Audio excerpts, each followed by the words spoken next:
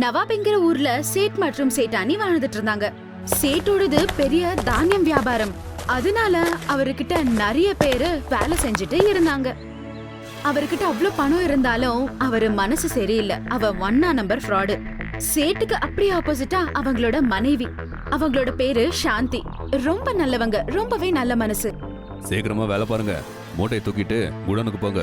எல்லா வேலையும் முடிக்கலனா இன்னைக்கு சம்பளம் உங்களுக்கு கிடையவே கிடையாது. எல்லாருமே பெரிய சோம்பேறிங்க.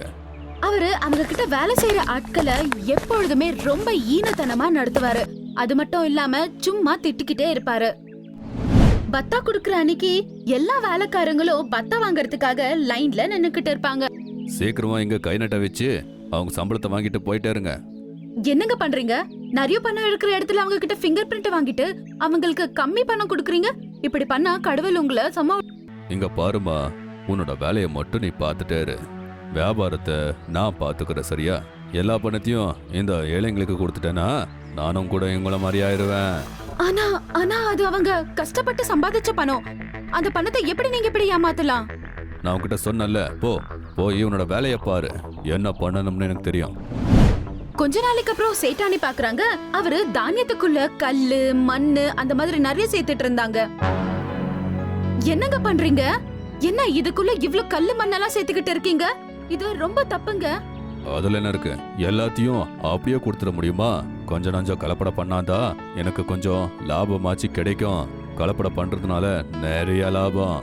அவங்க கணவர் இப்படி எல்லாம் பண்றத பார்த்து அவங்க ரொம்பவே கவலைப்படுறாங்க. அப்புறம் அவங்க ஏழைங்களுக்கு ஏதாவது ஹெல்ப் பண்ணணும்னு நினைக்கிறாங்க. அவரு கணவராக இருக்கிறதால எதுவும் சொல்ல முடியாம போச்சு. ஒரு நாள் அவங்க கிட்ட வேலை செய்யறாங்க அழுதுகிட்டே வந்து சொல்றாங்க, சேட்டு என் பொண்டாட்டிக்கு உடம்பு சரியில்லை, கொஞ்சம் காசு இருந்தா கொடுங்க, தயவு செஞ்சு உதவி பண்ணுங்க, இல்லனா அவ செத்துருவா. உன் பொண்டாட்டி பொழைச்சா என்ன, செத்தா என்ன? நான் என்ன பண்றது? நான் உன்னை இங்க சத்திரத்தை ஓபன் பண்ணி வைக்கல. போயிங்கிருந்து நேரத்தை வீணாக்காத. என்னங்க அப்படி சொல்றீங்க? பாவம் ஒரு ஏழைக்கு ஹெல்ப் பண்ணுங்க. அப்படி பண்ணா உங்களுக்கு புண்ணியம் வரும். சும்மா உங்ககிட்ட அவ்வளவு பணம் விழுந்து கிடக்கு. என்ன பண்ண போறீங்க? இவங்கள பத்தி பேசி என்னோட நேரத்தை வீணாக்காத. போய் உன்னோட வேலையை பாரு.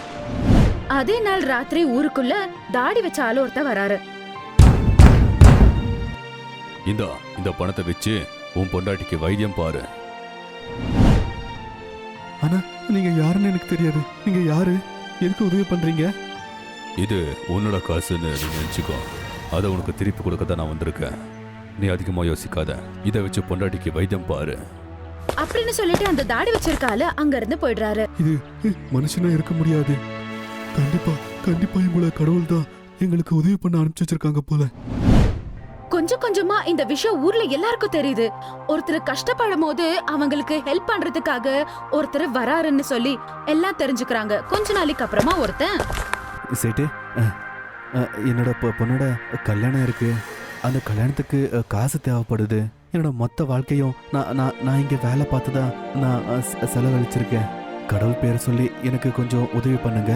கண்டிப்பா நீங்க கொடுக்குற காசை நான் உழைச்சி நான் உங்களுக்கு கட்டிடுறேன்.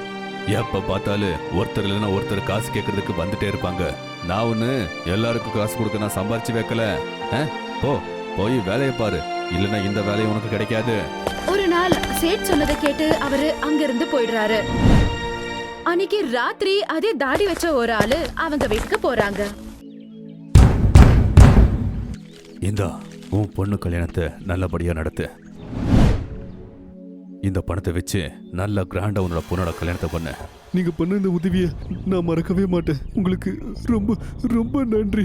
நீங்க எனக்கு உதவி பண்ணிருக்கீங்க. ஆனா என்ன மாதிரி இங்க நிறைய பேர் உதவி பண்ணாம ரொம்ப மோசமா இருக்காங்க. உங்களால முடிஞ்சுச்சுன்னா அவங்களுக்கு நீங்க உதவி பண்ண முடியுமா? நீங்க மொத்த கிராமத்துக்கு உதவி பண்றீங்களா? யாருக்கு உதவி தேவைப்பட்டாலும் கோயில்ல ஒரு சீட் எழுதி அதை சிவனோட சிலைக்கு முன்னாடி வச்சிருங்க.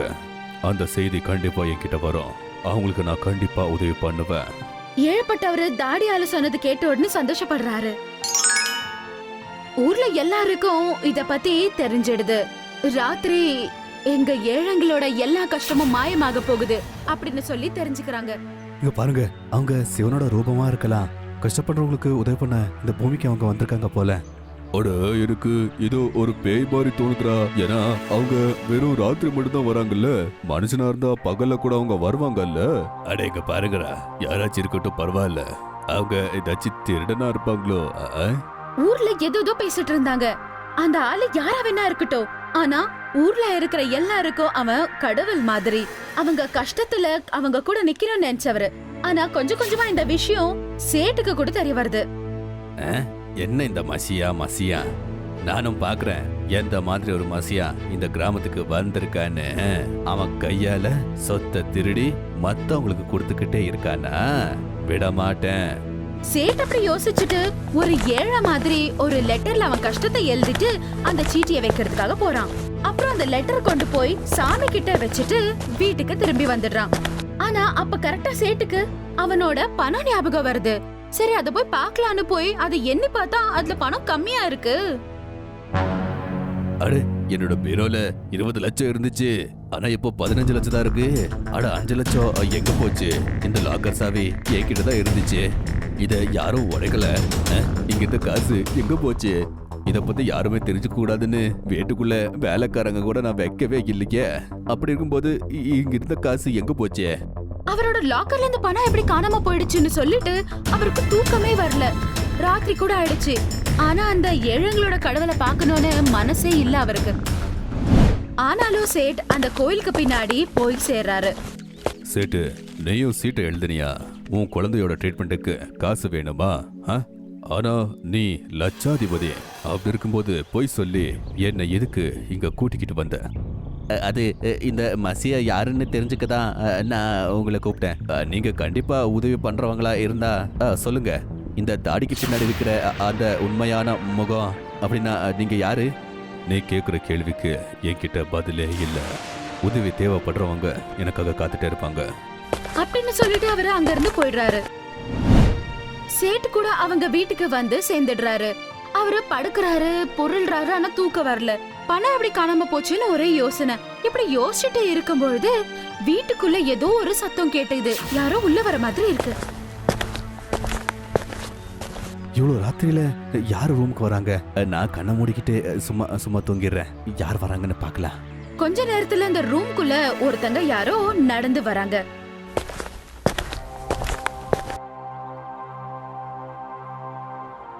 அப்புறம் லாக்கர் ஓபன் பண்றாங்க. சேட் பின்னாடில இருந்து போய் அவங்கள பிடிச்சுக்கிறாங்க. திருடன் நான் பிடிச்சிட்டேன். சேட்டு, சத்தம் போடாத. நான் திருடன்ல, உங்க பொண்டாட்டி. என்ன, ஏன் பொண்டாட்டி ஒரு ஆம்பளை? சேட் சீக்கிரமா லைட் ஆன் பண்றாரு. திருட அவங்களோட நிஜமான முகத்தை சேட்டுக்கு காட்டுறாங்க. இங்க திருட யாரும் இல்ல, நான் தான். இப்ப கொஞ்ச நேரத்துக்கு முன்னாடி பேசிட்டு வந்தீங்களே, அது கூட நான் தான்.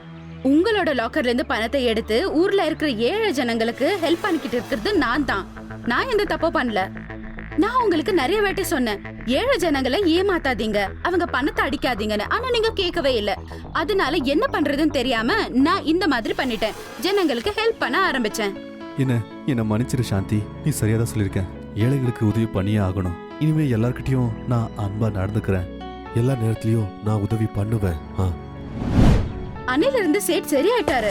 அவர் அணில இருந்து எல்லாருக்கும் ஹெல்ப் பண்ண ஆரம்பிச்சாரு. ரொம்ப நல்லவரா மாறிட்டாரு.